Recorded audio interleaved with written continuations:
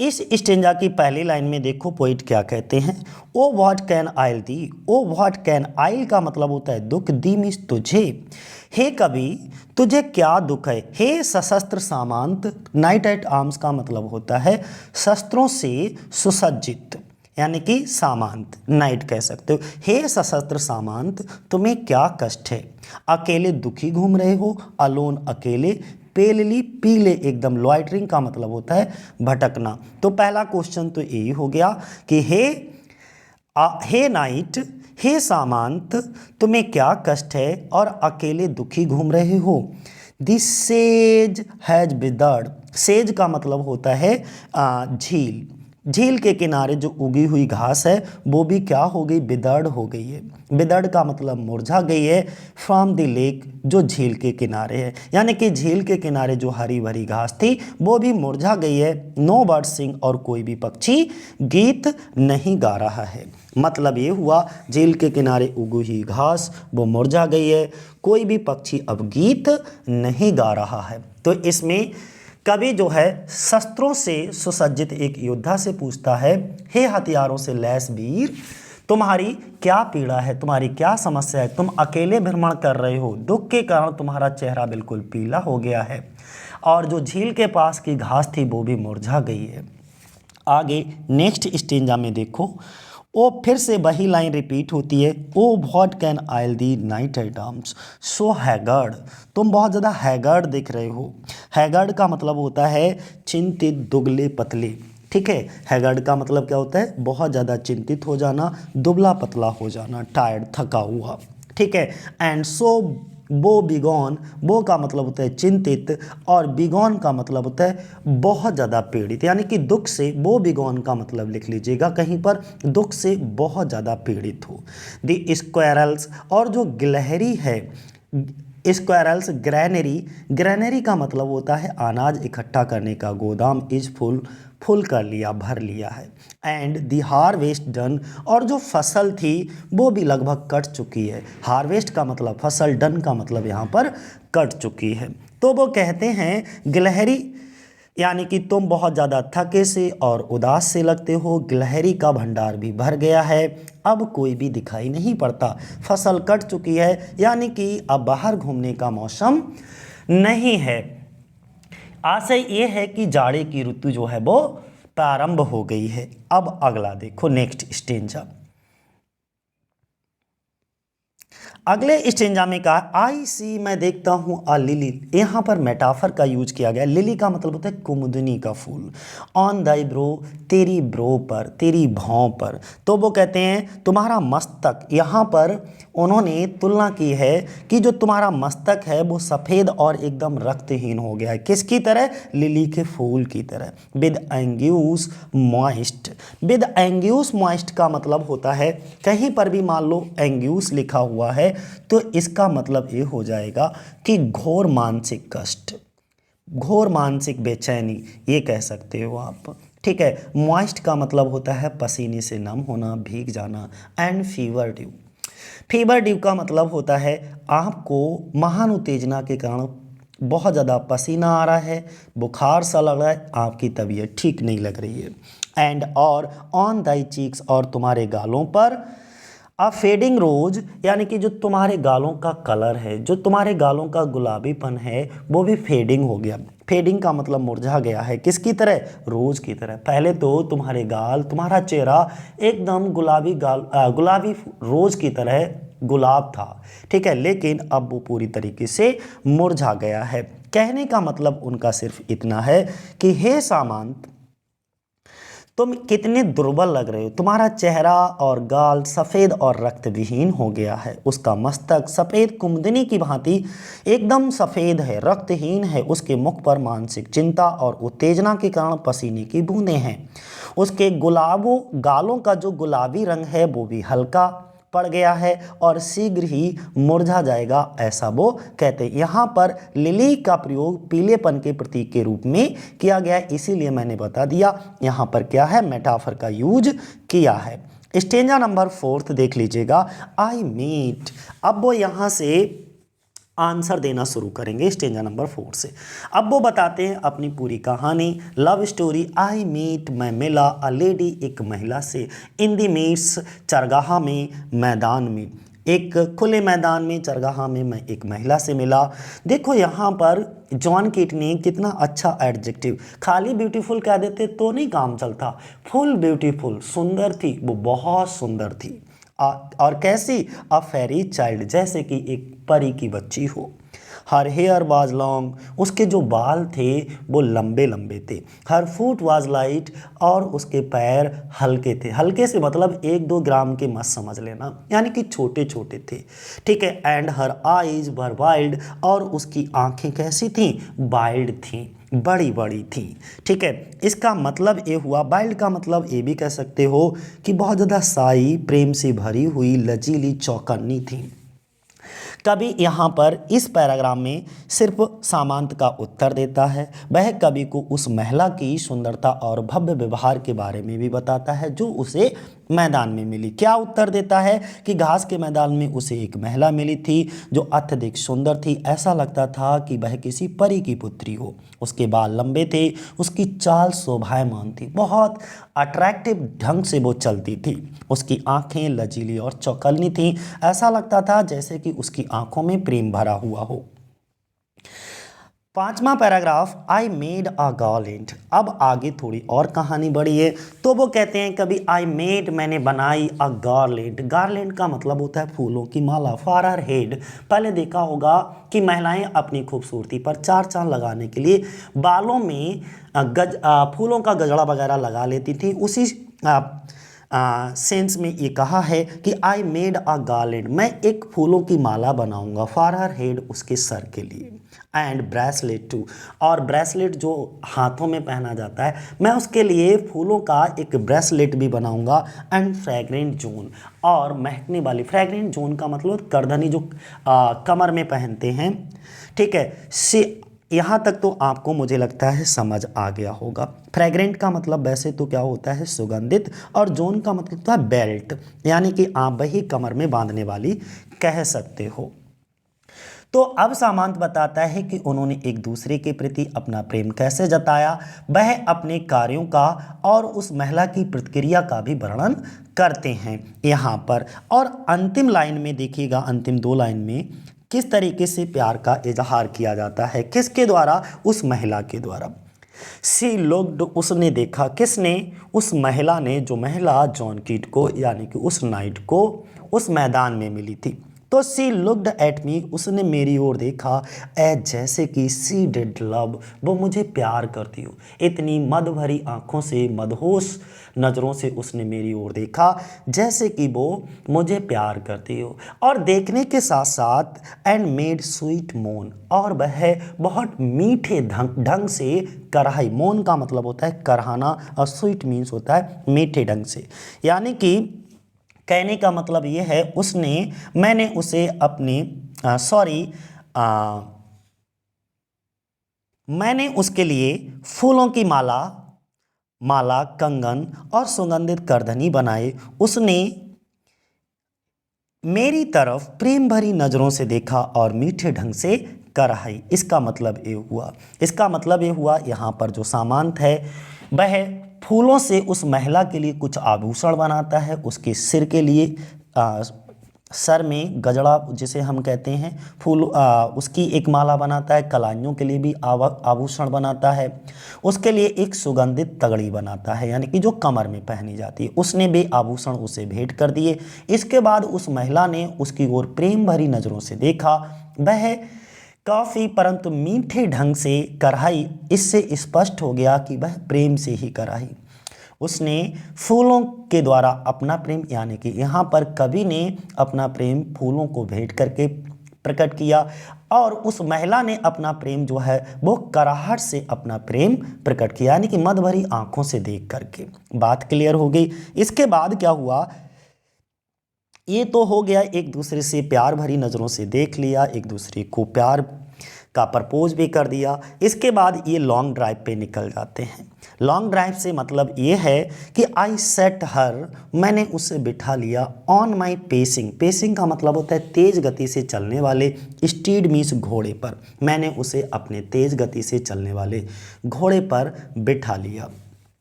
And nothing else, और कुछ भी नहीं देखा, के सिवाय, यानी कि ऑल डे लॉन्ग, पूरे दिन भर मैंने उसकी सूरत के अलावा कुछ भी नहीं देखा, मैं पूरे दिन भर उसकी सूरत को ही निहारता रहा। फॉर साइड लॉन्ग, कभी वो इस तरफ झुकती थी क्योंकि घोड़े पर ये यात्रा कर रहे हैं, तो कभी वो घोड़े के उस तरफ झुकती थी।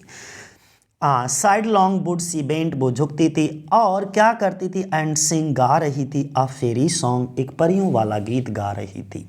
कहने का मतलब ये है, मैंने उसे अपने तेज गति से चलने वाले घोड़े पर बिठा लिया और सारे दिन उसके अतिरिक्त और कुछ नहीं देखा, क्योंकि वह इधर उधर झुक करके परियों वाला गीत गा रही थी। मतलब ये है, यहाँ पर जो नाइट है वो हमको बताना चाह रहा है कि वे घोड़े पर किस प्रकार घूमे। आज के डेट में होते तो हम कार से लॉन्ग ड्राइव पर जाते या बाइक से, लेकिन उस ज़माने में जंगल में कार और घोड़ा नहीं था, इसलिए बेचारे कार और मोटरसाइकिल नहीं थी, इसलिए वो बेचारे जंगल में घोड़े पर ही लॉन्ग ड्राइव पे निकल गए।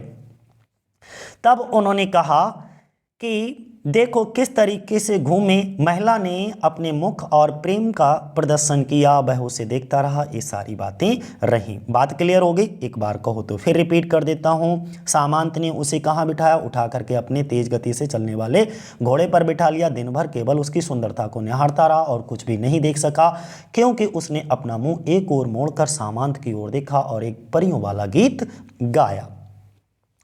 इसके बाद अगला नेक्स्ट, अब ये जंगल में पहुंच जाते हैं। जंगल में पहुंच करके भाई एक दूसरे के खान पान की व्यवस्था करते हैं। अगर हम लोग लॉन्ग ड्राइव पे कहीं निकलते तो डेफिनेटली किसी होटल वगैरह में खाना या ढाबे वगैरह में बैठ करके खाना खाते। अब जंगल में ढाबा और होटल नहीं था, तो इसलिए वो जंगल में जो चीज़ें भी खाने पीने की मिली उन चीज़ों को वो लेकर आती है। देखो किस तरीके से इस पैराग्राफ को समझो। सी फाउंड मी, वो मेरे लिए लेकर आई क्या? रूट्स, जड़ें, ऑफ रेलिश स्वीट, बहुत स्वादिष्ट जड़ें, जैसे गाजर है, मूली है, लेकिन वहाँ गाजर मूली कहाँ रखी, ठीक है, तो कुछ और नीचे ज़मीन में उगाई जाने वाली फल होंगे, ठीक है, उनको ढूंढ करके लाई। तो सी फाउंड मी, वो मेरे लिए लाई रूट्स, जड़ें, कैसी? Of relish sweet, relish sweet यानी कि मीठी जड़ें लेकर के आई, ठीक है। और इसके बाद में रेलिश स्वीट का मतलब ध्यान मान लो बहुत स्वादिष्ट, एंड हनी वाइल्ड, और क्या लेकर आई? हनी वाइल्ड, हनी का मतलब होता है शहद, और जंगल में पाया जाने वाला शहद लेकर आई, एंड मन्ना ड्यू। भाई साहब मन्ना ड्यू का तो मतलब आप समझ गए होंगे, अमृत। अब ये अमृत पी लेंगे बस, अब ये कभी नहीं मरेंगे, ठीक है, यानी कि वो इनके लिए मन्ना ड्यू लेकर आई, डेट मीन्स अमृत। एंड और श्योर, निश्चित ही, इन लैंग्वेज, एक ऐसी भाषा में जो कि स्ट्रेंज थी।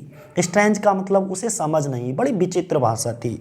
सी सैड, उसने कहा, आई लव द ट्रू, मैं तुम्हें सच्चा प्रेम करता हूँ। अच्छा, जब इनको उनकी भाषा ही नहीं समझ में आई तो इन्होंने कैसे आइडिया लगा लिया कि उसने यही कहा होगा कि आई लव द ट्रू, कि मैं तुम्हें सच्चा प्रेम करती हूँ। वो हो सकता है उसने कुछ और कहा, बट कभी को उसकी भाषा समझ नहीं आई, लेकिन इन्होंने आइडिया लगा लिया कि निश्चित ही उसने मुझसे यही कहा होगा।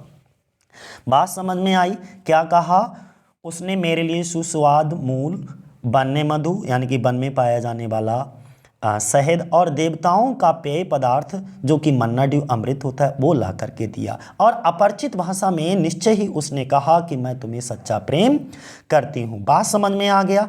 अब यहाँ पर जो नाइट है वो कवि को बताता है, आंसर करता है कि महिला ने किस प्रकार उसका स्वागत किया, वह उसके लिए भोजन और पेय लाई और उसके प्रति अपना प्रेम प्रकट किया। यानी कि सामंत और महिला दोनों कहाँ हैं? ध्यान से बनाए रखिए, घोड़े पर जा रहे हैं। मार्ग में महिला ने उसका आदर सत्कार किया, वह स्वादिष्ट मूल खोज करके लाई है और उसको खाने को दे दिया। उसने वन में से कुछ अच्छा प्राकृतिक शहद ला करके दिया। उसने देवताओं को जो पीने योग्य, क्योंकि देवता ही पीते हैं मन्ना ड्यू, यानी कि एक अमृत पीने के लिए दिया। और महिला ने उससे कुछ कहा, वह उसकी भाषा नहीं जानता था। कौन? नाइट।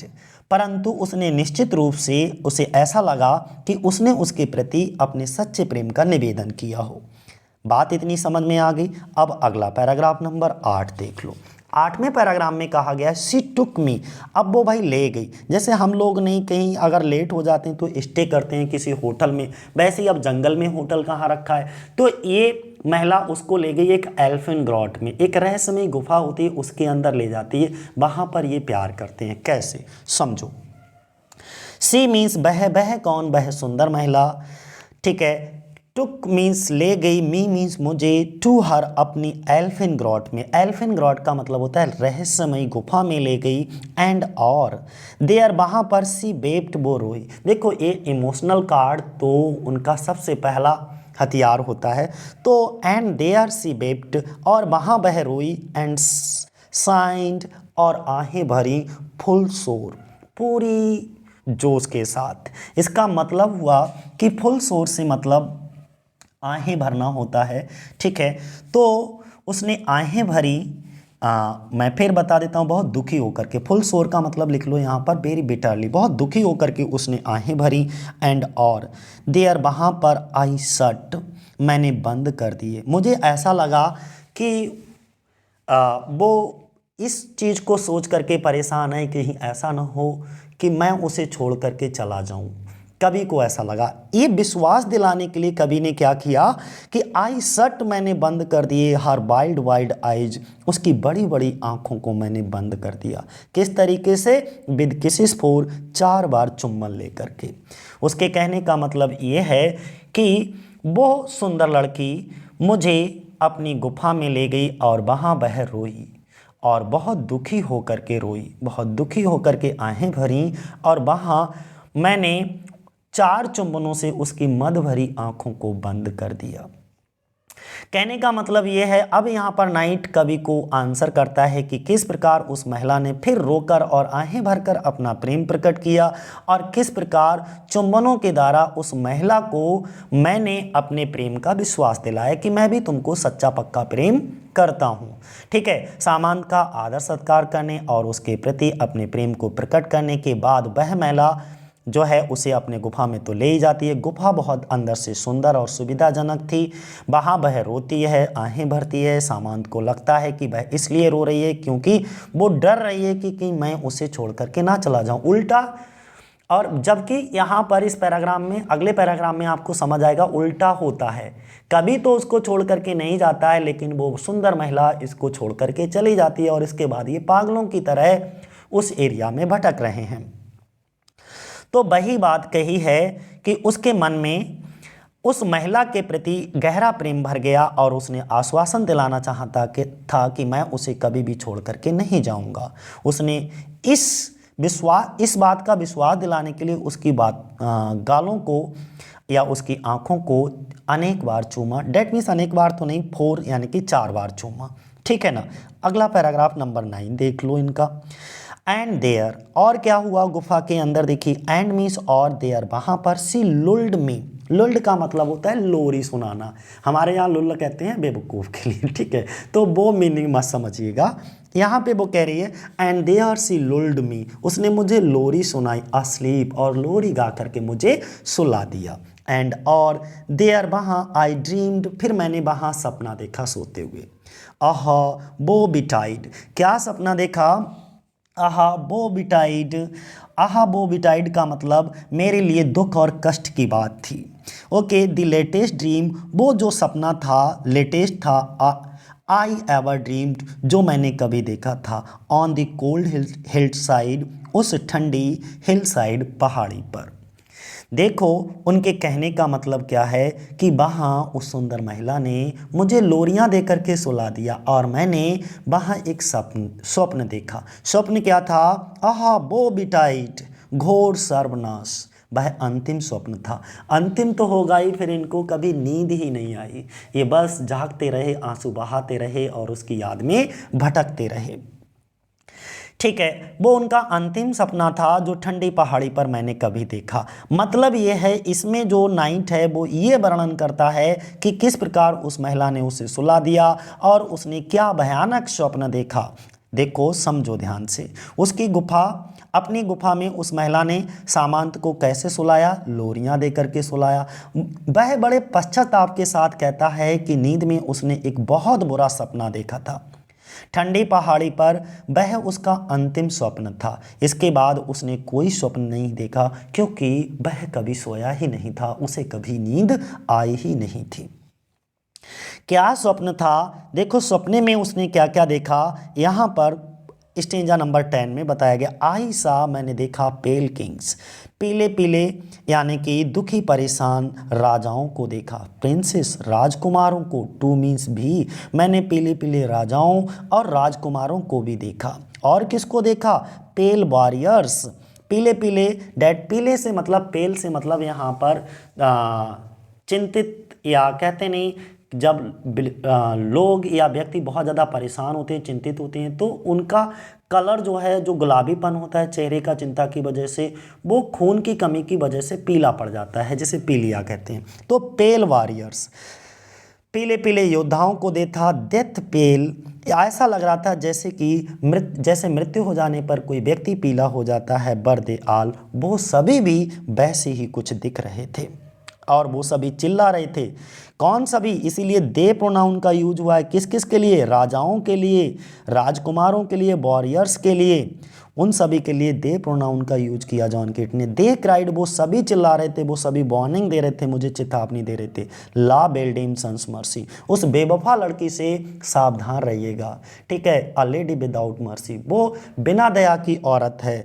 दी हैथ इन थ्रॉल, ठीक है। और दी, उसने, हैथ का मतलब है जो होता है इंथ्रॉल, चुंगल में फंसा लिया, यानी कि उस सुंदरी ने तुम्हें अपने चुंगल में फंसा लिया है। थ्रॉल का मतलब होता है दास्ता की स्थिति, कंडीशन ऑफ स्लेवरी कहते हैं थ्रॉल।